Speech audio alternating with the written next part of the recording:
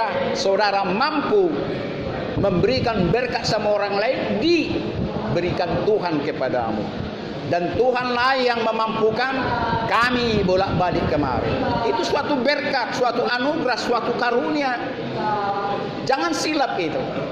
Maka itu saya bilang, kalau saudara hanya minta berkat-berkat yang 3 itu dari Tuhan, jengkel dia. Hai anakku, apa kurangnya bolak-balik kau meminta yang 3 itu? Tapi belum pernah aku mendengar kau meminta yang keempat yang saya katakan itu. Jadikan aku Tuhan jadi berkat bagi orang lain. Amin atau amin? Amin. Bahkan sebetulnya kalau rumusan saudara diperkaya dengan berkat, minta saudara jadi berkat orang lain. Ini saya kasih rumusan. Tuhan, jadikan aku berkat bagi orang lain. Tidak mungkin saudara dimiskinkan. Logikanya lah, gak mungkin. Apa yang saudara berikan sama orang lain? Tapi tatkala saudara selalu ngotot, Tuhan, jadikan aku berkat bagi orang lain. Kalau memang ikhlas doamu, betul-betul doamu dalam banyak hal, ya, kebajikan dan kemurahan. Itu berbeda, kebajikan dan kemurahan, ya. Kebajikan dan kemurahan, nanti saudara buka itu di dalam perkataan Raja Daud dalam Mazmur 23. Ada perkataan di situ, kebajikan dan kemurahan belaka akan mengikutiku seumur hidupku. Ya, kenapa Raja Daud mampu melakukan itu? Ayat sebelumnya, kalau saudara baca itu ayat sebelumnya, dikatakan Tuhan mengurapiku dengan minyak yang baik dan pialaku penuh melimpah, lumbungmu berlimpah-limpah. Piala itu adalah ya rekeningmu melimpah ruah. Ibarat minyakmu bertumpahan, ibarat gandum atau beras bertumpahan. Yang tumpah itu aja saudara kasih, saudara tidak berkurang kekayaan. Amin atau amin? Amin kan? Sambut dengan firman Tuhan ini dengan semangat. Kalau bisa saudara lebih semangat dari saya, ya, lebih semangat saudara. Jangan seperti lemas, ya, seolah-olah saudara sudah dihipnotis. Tidak, kami tidak pakai ilmu hipnotis, tapi kami pakai ilmu bagaimana Roh Kudus yang bekerja kepada kami, bekerja kepada roh saudara, sehingga saudara sungguh-sungguh beribadah. Itulah bagaimana ibadah yang benar. Jadi kalau mau lengkap apa yang dikatakan Raja Daud masalah kebajikan dan kemurahan belaka akan mengikutiku seumur hidupku, ya, saya akan mulai dari ayat pertama. Sambil buka Bibelmu itu boleh, biar terbukti omongan saya di situ. Mazmur 23. Kalau di Al-Qur'an itu Jabur, ya. Jabur, perkataan Raja Daud. Sudah? Apa dikatakan di situ? Tuhan adalah gembalaku, takkan kekurangan. Bayangkan. Tuhan adalah gembalaku, takkan kekurangan aku. Ia membaringkan aku di padang yang berumput hijau. Ia menuntun aku ke air yang tenang. Ia menyegarkan jiwaku. Ya, ia menuntun aku ke jalan yang benar oleh karena namanya. Sekalipun aku berjalan dalam lembah kekelaman, aku tidak takut bahaya, sebab Tuhan selalu besertaku. Gadamu dan tongkatmu itulah yang menghibur aku. Sudah? Baru apa dikatakan? Engkau memberikan makanan yang kuperlukan setiap hari. Engkau mengurapi kepalaku dengan minyak, pialaku penuh melimpah. Baru dikatakan apa? Kebajikan dan kemurahan belaka akan mengikutiku seumur hidupku. Dan terakhir dikatakan ayat yang ke-6, dan aku akan tinggal di dalam Tuhan, di rumah Tuhan sepanjang masa. Ada orang mengartikan ini setelah dia mati. Saya bilang bukan setelah dia mati kita tinggal di rumah Tuhan. Waktu kita hidup ini pun kita tinggal di rumah Tuhan. Amin. Kita tinggal di rumah Tuhan. Ya, jangan hanya kita waktu beristirahat atau setelah di sorga. Kita harus mengartikan ini, kita harus tinggal di rumah Tuhan sepanjang masa. Artinya, saudara harus melakukan kebajikan dan kemurahan. Saudara harus tetap dalam kesucian, kekudusan. Itu artinya kalau tinggal saudara di tempat yang kudus, ya saudara harus kudus. Enggak mungkin saudara tinggal di rumah Tuhan yang kudus tanpa saudara tidak kudus. Ya. Jadi saudara harus betul-betul dikuduskan oleh Roh Kudus sehingga saudara bisa tinggal di rumah Tuhan yang kudus itu. Ya, tepuk tangan dulu buat Tuhan. Kita harus selalu memuji Dia. Ya, di gerejamu mungkin tidak begini meriah tepuk tangan dan sebagainya. Ya, di gereja kita di penjara ini kita harus betul-betul tinggal di rumah Tuhan. Tidak ada yang ragu-ragu dan tidak ada yang mau coba-coba, tapi aku mau tinggal di rumah Tuhan. Maka itu sebelum saudara duduk di tempat ini, ya saya sarankan Tuhan mampukan aku beribadah di rumah Tuhan bersama saudara-saudara. Jadi saudara harus proaktif. Bukan sekedar datang dan pulang, sekedar datang dan pulang. Kembali ke selmu. Tuhan melihat aktifmu. Tuhan melihat rohmu. Seperti saya berdoa, Tuhan antarkan aku sebelum jam 9 kalau boleh. Kalaupun lewat jam 9, jangan terlalu lama. Karena aku tidak mau saya ketinggalan dan sebagainya. Puji Tuhan, tadi sebelum dimulai, saya sudah sampai. Nah, itu roh saya aktif. Ya, saya mengisi bensin bagi tadi di tengah jalan. Jadi artinya saya tidak ragu. Karena iman dan roh saya berkomunikasi dengan Tuhan, Dia suka dengan saya. Mungkin kalau saya tidak komunikasi, agak lama saya sampai. Ya, masih bisa lagi saya mandi walaupun di kantor. Saya mandi tadi di kantor. Kantor kita kan ada di Betisa. Itu maka itu saya bilang kalau saudara-saudara nanti tidak ada uang lagi untuk kos, tinggal di kantor saya. Ada 3 lantai itu. Ya, itu nanti setelah saudara sudah bebas, saya sudah tulis di situ, ya. Persekutuan doa mantan napi dan mantan orang-orang sakit. Jadi anggaplah saudara sudah narapidana, ya. Walaupun dalam proses hukum. Siapa yang sudah pernah narapidana? Angkat tangan dulu. Di antara saudara yang sudah narapidana? Belum. Oh, ini baru kali pertama, ya. Ini baru kali pertama, ya. Jadi saya anggaplah dulu saudara narapidana. Saya tidak bedakan mana yang proses hukum, mana yang sudah inkrah, mana yang sudah diputus, yang sudah pernah menjalani lapas, lembaga pemasyarakatan. Jadi ada kesempatan bagi saudaraku, kita reuni, ya, setiap hari Sabtu. Ya, setiap hari Sabtu saya tulis besar-besar di situ, persekutuan mantan napi dan orang-orang sakit.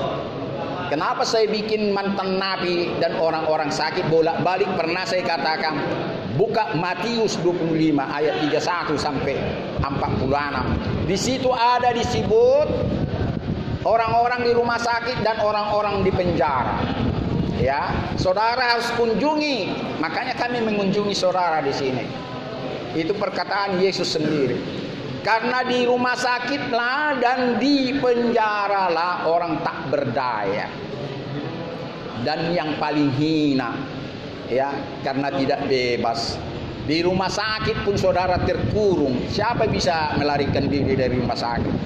Pertama, administrasi, ya, harus lunasi. Kedua, dilarang sama dokternya.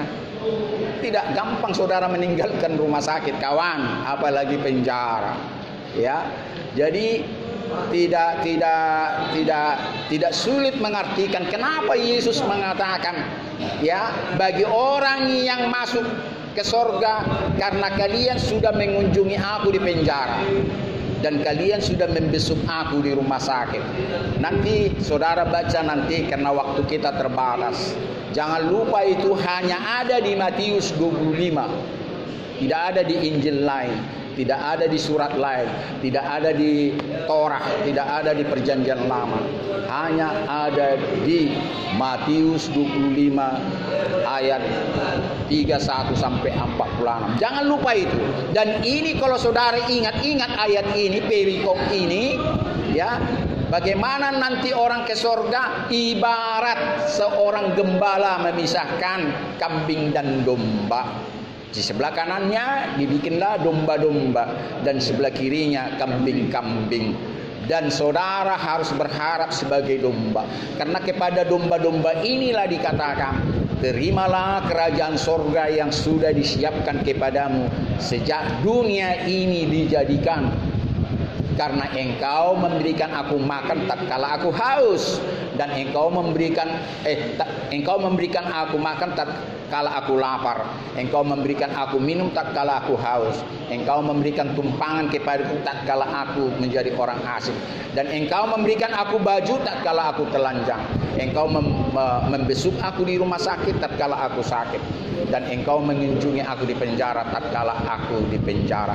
Inilah yang dikatakan kepada domba-domba sebelah kanan itu yang bakal masuk ke dalam kerajaan sorga. Sebaliknya, saya langsung to the point saja.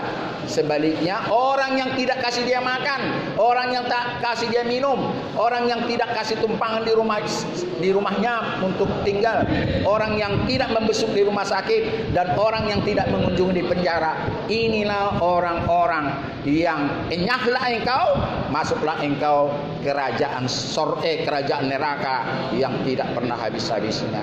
Jadi ini, walaupun saya sudah pernah menyampaikan ini kepadamu kawan, jangan sampai lupa, karena jelas itu dari mulut daripada Tuhan dan Juru Selamatmu. Itu bukan perkataan Nabi, bukan perkataan manusia biasa, ya, tetapi langsung perkataan Dia yang menjelma di dalam Yesus Kristus, agar saudara betul-betul mengasihi sesama manusia. Bayangkan, di situ hanya satu pun manusia yang kau lakukan, engkau sudah melakukan itu kepada aku. Kalau kami ya Pak Pendeta, enggak tahu lagi berapa orang yang sudah kami lakukan. Hari ini berapa orang, kiralah ini. Minggu depan berapa orang. Ya, kalau dihitung, saya mulai melayani di penjara 87. Enggak terhitung jemaat saya itu. Hitunglah dulu itu. Saya enggak sanggup menghitungnya itu. Ya, nggak sanggup saya. Belum lagi saya ke daerah-daerah kalau ada waktu saya. Polres masuk, bahkan ke Polda di Jawa sana. Jadi saya tidak mengandalkan Tuhan. Saya sudah banyak kali jemaat saya. Saya sudah mengunjungi orang-orang di penjara sekian banyak. Belum jaminan ini saya untuk boleh masuk ke dalam kerajaan sorga. Karena ini masih dalam pertandingan. Tidak. Saya jamin seperti kesaksian Rasul Paulus. Dia tidak menjamin sebelum dia melihat garis finish yang sudah ada di depannya. Ini sangat mengharukan kalau saudara perkataan kesaksian Rasul Paulus. Tunggu saya melihat garis finish di depan saya, baru saya bilang saya menang. Saya belum melihat garis finish. Saya masih berlari terus sama dengan pendeta-pendeta yang lain. Manakala kami nanti melihat sudah di depan mata, barulah kami mempunyai kemenangan. Tuhan, tinggal beberapa langkah lagi. Kesetiaan itu dipertahankan. Sudah di mata itu, tinggal melompat atau bagaimanalah, ibarat kita lomba lari dan sebagainya. Nanti saudara baca itu ada tertulis dari perkataan Rasul Paulus. Kita ini bertanding kawan. Saudara dan saya tidak ada hubungannya dengan saya. Ini arti khotbah ini. Jangan merasa kecil hati, jangan ciut. Saya sudah melayani 87 ke penjara, mulai dari Polda Jakarta Raya, Lapas Jakarta Raya, sampai di Sumatera ini. Saya belum melihat garis finish di hadapan saya. Belum. Makanya saya bilang, satu pengharapan saya, Tuhan, cabut nyawa saya di hadapan orang-orang di penjara. Kalau boleh saya mati di hadapan mereka. Dan kalau boleh umur saya melebihi Musa 121 tahun. Kalau Musa 120, Tuhan bikin saya lebih. Saya mau melayani Engkau Tuhan. Tetapi kalau niat saya untuk berhura-hura, untuk mencuri, menipu, berbohong, melakukan dosa, cabut seketika. Kalau saya bisa demikian, kenapa saudara tak bisa? Kalau saya bisa demikian, punya komitmen yang sama, langsung cabut nyawa saya. Itu bukan sumpah, tapi saya berjanji sama Tuhan. Sampai akhir hidupku, saya harus keluar masuk penjara. Karena disitulah orang yang lemah. Bukan di gereja tua, bukan di gereja yang baru, bukan di gereja yang mewah. Kalaupun gereja itu, carilah gereja yang gubuk-gubuk, yang lantainya tanah, yang atapnya rumbia. Di situ orang lemah. Namun dia lemah fisiknya, namun rohnya begitu kuat. Dan sering ditulis di Bible ini, memang daging kita adalah lemah, tapi roh itu adalah kuat. Saudara mau cari yang mana? Rohmu, imanmu kuat atau fisikmu yang kuat? Ada banyak saya lihat laki-laki tegar, ya, keras semuanya ini fisiknya, urat-uratnya, tapi ini lemah. Seksualnya pun mencari lawan jenis, bukan lawan jenis, sesama jenis. Kalau tangannya dibuat begini besar kali ini begini. Fisiknya kuat, namun roh dan imannya tidak ada sama sekali. Jangankan lemah, tidak ada. Cari pasangan sesama jenis. Wanita pun saya lihat cantik sekali, luar biasa, tetapi mencari sesama jenis. Ini diperelok apa semua? Kau kasih kecantikanmu kepada wanita, bukan kepada laki-laki. Khotbah ini perluaslah ini. Waktu kita sangat singkat. Perluas khotbah ini, artikan seluas-luasnya. Kenapa sampai keluar perkataan ini dari mulut saya? Terutama masalah saudara masih sama di hadapan Tuhan dengan saya. Saudara adalah mutiara-mutiara yang berharga. Tapi hati-hati, bolak-balik saya sampaikan. Kalau sudah disampaikan kabar keselamatan, kabar yang indah, yang baik itu menurut perkataan firman Tuhan, hati-hati kawan. Jangan keraskan kepalamu. Di kitab Ibrani ada tulisan itu, jangan keraskan kepalamu. Ya, itu yang terjadi tatkala Musa memimpin bangsa Israel. Berapa kali mereka mengeraskan kepala, mengutuk Tuhan. Kenapa engkau bawa kami kemari Musa, kalau kami mati di Meriba ini? Tak ada air di situ, ternaknya banyak mati. Jangankan manusia binatangnya, manusia pun udah susah minum. Dikutukilah si Musa. Itu masih ujian daripada Tuhan, diuji iman Kristianinya. Jadi saudaraku, kalau sudah sampai berita ini kepadamu, saudara masuk sini keluar sini, masuk sini keluar sini, lebih bagus saudara jangan beribadah. Ini saya khotbah saya keras. Di gereja-gereja yang ortodoks saya katakan itu, mulai minggu depan jangan masuk gereja lagi. Kalau yang bertetangga tidak bisa ngomong lagi, abang adik tidak bisa ngomong lagi, orang tua dikutuk, orang tua mengkutuk anak. Buat apa kalian beribadah setiap minggu? Gereja dekat sama kalian, termasuk saya di perkampungan yang saya tidur tadi malam. Saya tanya semua itu, ini kenapa tidak ada lampu jalan? Padahal tonggak-tonggak listrik sudah ada, tinggal kalian tempel itu. Itu kalian bayar tiap bulan uang jalan itu. Penerangan jalan itu dibayar tiap bulan tanpa mereka sadar. Tidak mencuri, kalian bikin bola lampu, bikin sendiri. Kalau PLN tidak, belum sanggup memberikan itu. 10.000 satu kakak, kenapa? Udah terang jalan kalian nih, bukan soal takut hantu, enggak. Jadi seperti saya datang ke kampung itu gelap sekali jalannya. Bayangkanlah kelapa sawit. Nah, inilah saya katakan sama masyarakat di sana, buat apalah kalian beribadah? Orang Batak lah yang paling banyak organisasi. Setidaknya organisasi dari marganya, marga istrinya, dari bapaknya, dari mamanya. Udah 4 organisasi. Dari STM, dari gereja. Ini saya kasih sama orang-orang Batak khotbah saya ini, biar bertobat. Entah apa gunanya itu. Waktu habis. Tapi kenyataan sehari-hari apa? Bikin lampu aja, berapa sih bola lampu? Tahu nggak alasannya? Tadi malam saya dapat alasan dari situ. Amang pendeta katanya. Banyak nggak setuju karena bola lampu itu nggak dekat rumahnya. Cobalah. Tunggu dekat bola lampu itu dekat. Itu tiang-tiang listrik itu kan jaraknya katakanlah sampai 10 meter ya. Kurang lebih lah. Ya Pak ya, 10 meter ya.